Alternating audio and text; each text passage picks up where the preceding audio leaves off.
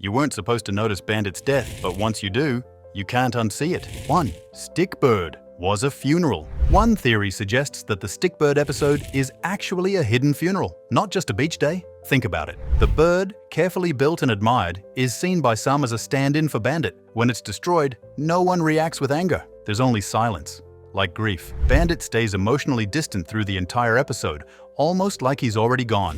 And the way Bingo says goodbye to the bird feels too serious to be just a play. Some viewers believe the Stickbird represents Bandit himself. His emotional absence during the episode, combined with the destruction of something too beautiful, hints at symbolic death. This wasn't a normal tantrum over a ruined sculpture. It looked more like a quiet goodbye, dressed up as play. Second, or maybe Bandit was already dead in Stickbird. Now, this might contradict the first theory, but there's a good chance the Bandit we see in Stickbird isn't actually alive. What if he's already dead and what we're watching is his ghost? Go back and watch how he acts. He barely speaks, drifts around like he's not really there, and stares off like he's somewhere else entirely. It's not just sadness. It feels like he's already gone. Even the camera seems to float around him, like it's following something invisible. And isn't it strange that Bingo is the one trying to help him let go? Maybe she's saying goodbye, and he's finally listening. Third Bandit might have died in a future timeline, and the sign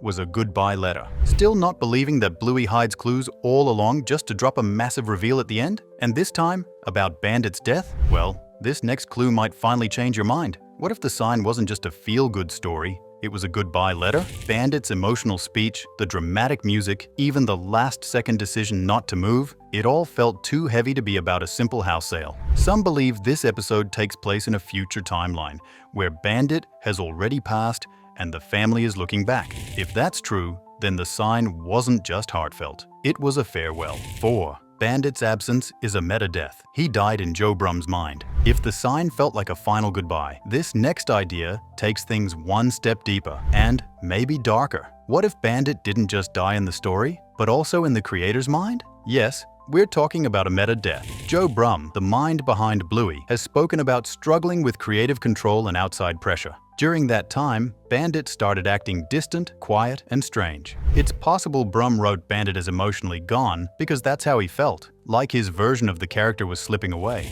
If that's true, then Bandit didn't just vanish from the show, he was erased. 5. Is Bandit a memory that lives through Bluey? That last clue might explain why Bandit slowly fades out, not just from scenes, but from the story itself. Here's something to think about. What if Bandit isn't even there anymore, and what we're seeing is Bluey keeping his memory alive? By the end, she starts copying his phrases, using his jokes, even comforting others the way he used to. It's not just imitation. It feels like he's living through her. Maybe that's the point. Maybe Bandit doesn't need to appear anymore because Bluey has become him in all the ways that matter. If he's gone, then this is how she keeps him close.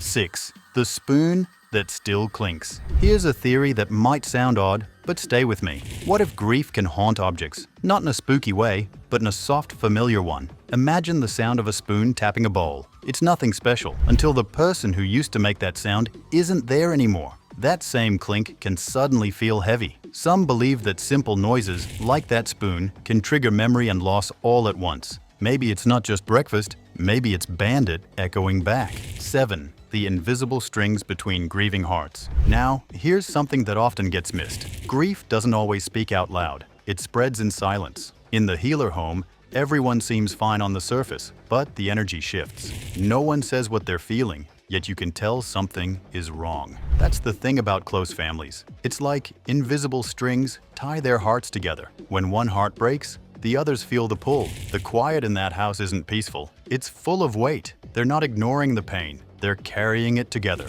8. When Bluey becomes Bandit. When everyone in the house is feeling that quiet pull, someone always tries to hold things together. And, in this case, it's Bluey. Pay close attention. She starts acting like Bandit in ways that go beyond play. She uses his favorite lines, copies his silly voices, and even tries to cheer up Bingo just like he used to. But it doesn't feel like pretending. It feels like she's stepping into his place without realizing it. Some say she's not imitating him. She's becoming him. That shift isn't just sweet, it's haunting. It's the kind of thing that happens when someone you love is suddenly gone. 9.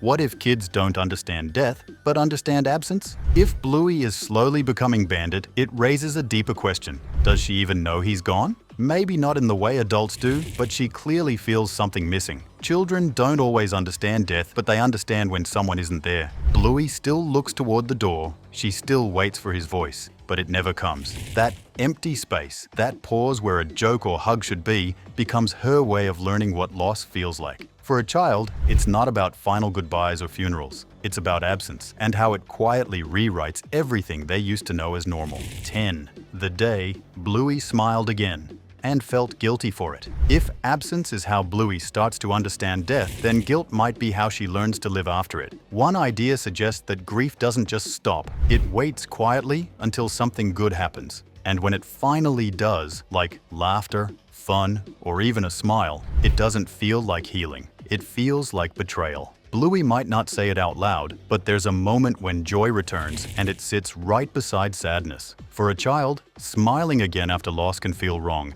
as if remembering and moving forward can't exist together. But maybe that's the lesson. Grief doesn't erase love, it proves it. 11. When dads go silent. If smiling after loss feels like betrayal, then what does silence mean? Let's talk about one of the most overlooked parts of Stickbird, Bandit's silence. We're used to seeing him joke, play, get overly competitive during backyard games, and turn everything into some wild adventure. But in this episode, he's just there. He stands at a distance, watching the girls play, barely talking and barely reacting. Something is off. And if you're a kid, that kind of silence doesn't just feel confusing. It feels like something much worse. This brings us to a theory that might hit uncomfortably close to home for some viewers. What if, to Bluey and Bingo, their dad might as well be dead, even if he's physically still there? Emotional absence can feel just as heavy as actual loss, especially for young children who depend on presence, energy, and love that you can feel. Bandit isn't yelling, isn't laughing, isn't leading.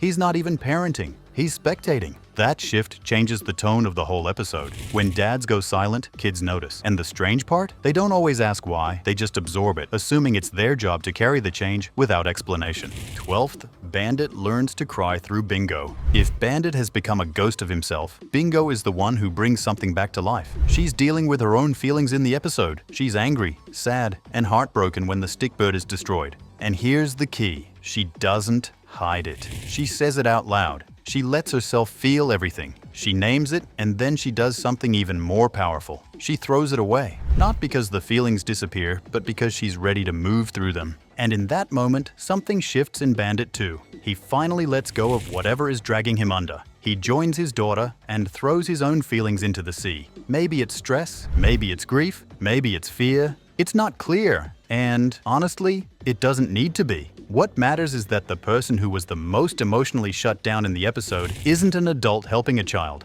It's the reverse. It's the child who shows the adult how to begin. 13. You're missing this. The line that's really a regret. That moment feels subtle, but it's huge. For anyone who grew up with a parent who stayed quiet during hard times, you know how long that silence can stretch. You know how it makes everything else in the room feel colder. Bandit's change here matters not because it's dramatic, but because it's so small and so late. And that brings us to one of the most important lines in the entire episode. You're missing this. When Chili says it to Bandit, it sounds casual, almost like a throwaway line. But it's not. It's loaded. It's not just about sand castles and beach fun. It's a warning. She's telling him, gently but clearly, that he's drifting away. Not just from the moment, but from the people in it. And if he doesn't come back soon, he might lose something that doesn't wait forever. You can be alive and still miss your life. You can be there and still vanish. In that way, Stickbird stops being about throwing sticks and turns into something much deeper. It becomes a moment where death isn't shown through drama, but through detachment. Bandit's silence is a kind of mourning. And Chili's line isn't just encouragement, it's a plea. Come back. You're still here, but barely. You're breathing, but the kids don't feel you. And if you're not careful, they'll learn to live without you. Maybe that's the saddest kind of loss. The one where no one dies, but someone slowly disappears anyway. Legacy and lessons. What Bandit taught before dying. If silence feels like loss, then legacy becomes the answer to a question no one wanted to ask. What do you hold on to when someone is gone? When Bandit begins to fade, whether emotionally, symbolically, or in theory, we start to notice something that's been there the whole time. He may not say it outright, but everything he does is laced with intention. At one point, he says he just wants to give his kids the best life he can. It's not loud, it's not flashy, it's quiet, and it's buried inside decisions that hurt him more than they hurt anyone else. That line about giving them a better life doesn't sound like a parent talking about fun trips or fancy toys. It sounds like someone bracing for a choice they don't want to make. A job offer, a new city, more money, less family. Bandit doesn't take these things lightly. When he hesitates, it's because he knows that some moves are final in ways you don't realize until much later. Maybe he sees it as a sacrifice. Maybe it's guilt. But either way, it shows you that love, when it's real, isn't always loud or obvious. It hides inside tough choices. Bandit's love isn't something he hands out. It's something he builds into every corner of their lives. And when he finally chooses not to move, that's not just relief, it's a resurrection. It's him grabbing back what he almost gave away. His choice to stay isn't just about location, it's a message. That money, comfort, and opportunity mean nothing if they pull you away from the people who need you. He chooses to stay, and in doing that, he chooses to live, not just exist. It's as if he realizes, maybe for the first time, that his presence is the best life he can give. Then, there's that strange little quote he gives Bingo. When you put something beautiful out into the world, it's no longer yours. At first, it sounds like one of those random adult sayings kids shrug off, but if you look closer, it starts to feel like a final message. That line wasn't even in the original script. It was added later by Joe Brum, who wrote it during a low point in his own creative life. So maybe Bandit wasn't just talking to Bingo. Maybe he was talking for Joe. If Bluey was Brum's beautiful thing, then Bandit becomes the character who voices the fear of losing control over what you've created. He's not just a dad, he's a ghost of an idea, passing the torch before he disappears completely. And maybe that's why Bandit doesn't need to say much after that. His voice starts to vanish, but his presence doesn't. It lingers in the soundscape, literally. Dan Brum, the show's sound designer, fills each scene with real recordings from Australia. Every rustling tree, every lapping wave, every distant laugh could be a Bandit now. He may be gone from the frame, but he's still in the world. Not in a mystical way, in a deeply human one. You hear him without seeing him, and that's what legacy sounds like. And then there's Chili. Watch her closely in later episodes. The extra pause before her smile, the way she stands alone in the kitchen, the effort she puts into staying upbeat. She isn't just tired, she's holding more weight. There are scenes where Bandit fades into the background, and she picks up the space he leaves behind. Could that be grief? Could that be the start of parenting alone? You're not meant to notice it the first time, but once you do, it doesn't go away. Eventually, Bluey grows up. That's not a theory, that's a fact. And when she does, there's a moment that feels inevitable. She'll say something like, "I wish you could meet him," to someone new. And in that line, you'll hear everything: love, memory, pain, and pride. Bandit won't be there, but in a way, he'll never really be gone. And finally, there's the laughter. It comes back, slowly, then all at once. Not because they've moved on, but because love like Bandit's doesn't ask to be mourned forever. It asks to be remembered with joy. When they laugh again, it's not the end of grief. It's the proof that his love worked, and that it's still working. Well, that took a dark turn. But hey, it's Bluey, not just bedtime fluff. Do you think the writers are secretly preparing us for something bigger? Or are we all just overthinking a cartoon dog? Let us know below. And don't forget to like if your childhood feels slightly more complicated now.